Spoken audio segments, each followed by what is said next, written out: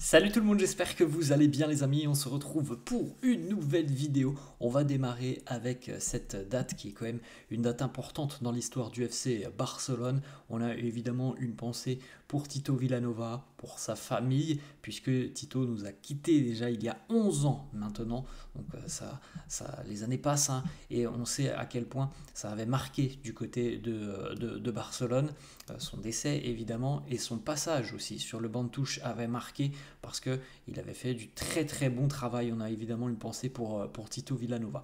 On revient les amis sur l'actualité du jour et donc cette finale de la Coupe du Roi, c'est le jour J. Ce soir, 22 h du côté de l'Estadio de la Cartuja à Séville, un classico en finale de la Coupe du Roi. Le Barça affronte le Real Madrid avec pour objectif évidemment le titre suprême. On regarde les amis les unes des quotidiens catalans. Mundo Deportivo qui titre Planton inadmissible. Alors ça concerne surtout le Real, hein, cette actualité sur la une de Mundo Deportivo, le Real qui a décidé hier d'annuler l'entraînement prévu au stade, les photos officielles, la conférence de presse par rapport à des événements liés à l'arbitrage, mais qui interviennent aussi surtout après la vidéo de Real Madrid TV. Donc le Real, entre guillemets, pour synthétiser et pour faire vite, le Real a de nouveau tenté de mettre la pression sur l'arbitrage et a même, il semblerait, tenter de bousculer un petit peu la hiérarchie pour que justement Monsieur De Burgos et l'arbitre VAR aussi n'officie pas lors de cette rencontre. La fédération a confirmé plus tard dans la soirée qu'il n'y aurait pas de changement au niveau des arbitres, mais il s'est passé des choses assez folles hein, sur cette journée de vendredi. Il y a même eu une rumeur qui a circulé pendant une heure ou deux, selon laquelle le Real ne jouerait pas cette finale. Bref, c'était assez dingue. La une de sport qui titre El Madrid incendia la finale. Le Real incendie cette finale parce que on a remis en cause du côté de Madrid beaucoup de choses qui concernent l'arbitrage et notamment les hommes qui vont officier ce soir sur le terrain. Donc une préparation vraiment bizarre hein, du côté du Real. Voilà, le Barça, tranquillement, lui, a préparé hier sa rencontre en étant évidemment présent aux traditionnelles exigences d'avant-match, hein, c'est-à-dire la conférence de presse, les photos, l'entraînement. Après, l'entraînement, tant pis pour le Real, ils n'ont pas voulu s'entraîner hier, ils ont pris cette décision. Voilà, le Barça, lui, a vécu une journée de vendredi tout à fait normal. On poursuit les amis avec quelques petites photos de justement la séance d'entraînement hier du côté de l'Estadio de la Cartuja, le fameux stade de Séville, le stade olympique, hein, c'est pas le stade du Betis, c'est pas le stade du FC Séville, hein, c'est vraiment le troisième stade de la ville, l'Estadio de la Cartuja. On retrouve notamment Ferran Torres qui va officier hein, ce soir, qui sera titularisé puisque Lewandowski est blessé, on le rappelle, donc Ferran a pu s'entraîner hier du côté de la Cartuja. Jules Koundé aussi, regardez, il a l'air prêt, Jules, pour affronter les Merengues. Rafinha aussi, qui est prêt pour sa première finale de Copa.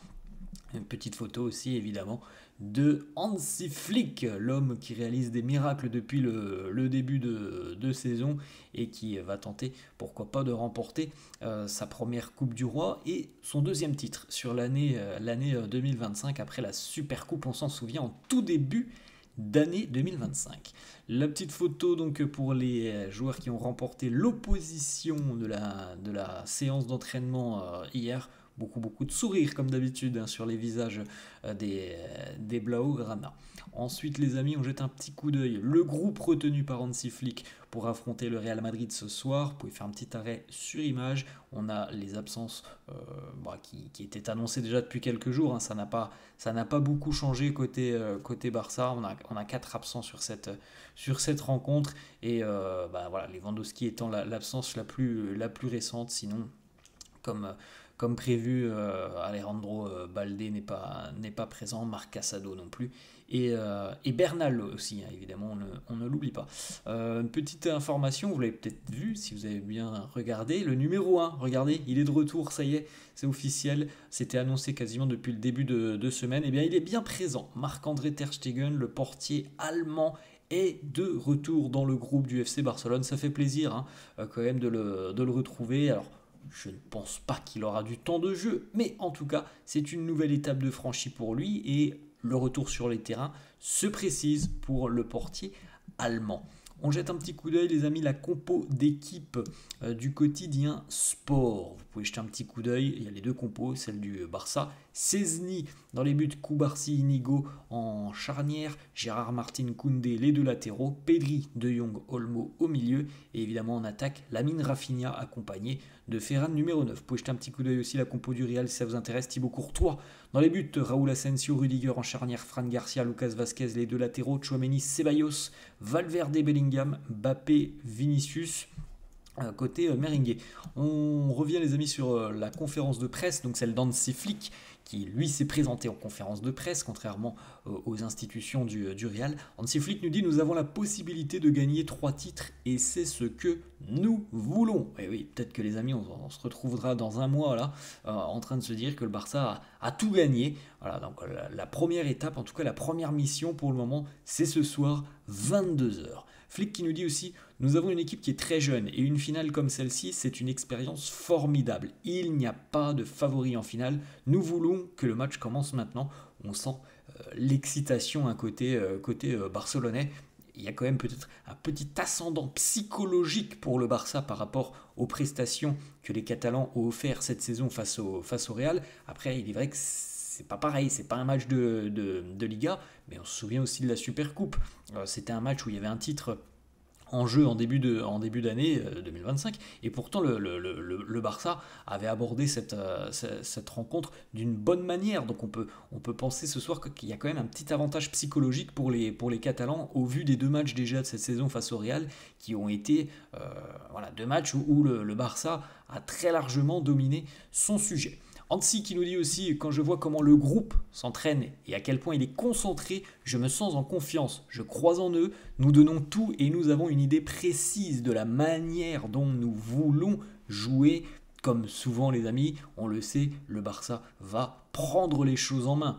Moi j'imagine en tout cas cette rencontre de cette manière, avec un Barça fidèle à ses principes de jeu et à ce que Hansi Flick a mis en place depuis le début de saison. Je n'imagine pas du tout le Barça jouer contre nature. Autre déclat de Flick qui nous dit: voilà, on sait ce que l'on veut faire, on sait comment on veut jouer. Je pense que tout le monde est prévenu, hein. On sait très bien comment le Barça va aborder cette rencontre, en mettant certainement, encore une fois, une énorme pression, comme les Catalans le font à chaque fois, hein. Les récupérations hautes, les lignes adverses, donc il faut aller les presser le plus rapidement possible. C'est le style Barça cette saison. Ensuite, on avait Ronald Araujo en conférence de presse, le défenseur uruguayen, qui nous dit: nous sommes prêts à jouer notre jeu et à essayer d'occuper le devant de la scène. Gagner un titre, c'est toujours important, surtout lorsque l'on joue contre son plus grand rival. On sent du côté du Barça cette envie véritablement de prendre les choses en main sur cette rencontre. Autre déclat d'Araujo qui nous dit: nous sommes en bonne forme et ça se voit concernant le triplé. Nous sommes conscients de ce que nous pouvons accomplir, mais il faut y aller match après match. C'est cet état d'esprit qui nous a permis d'en arriver là. Voilà, le triplé, on l'a dit les amis, peut-être qu'on en parlera dans un mois. Pour le moment, c'est finale de Coupe du Roi. Ensuite, on enchaînera Ligue des Champions, on reviendra sur la Liga. Mais voilà, le premier objectif, c'est ce soir pour les hommes d'Hansi Flick. Ensuite, Araujo nous dit: le Real, c'est une grande équipe avec de grands joueurs, un bon entraîneur. Nous allons chercher le titre avec nos armes.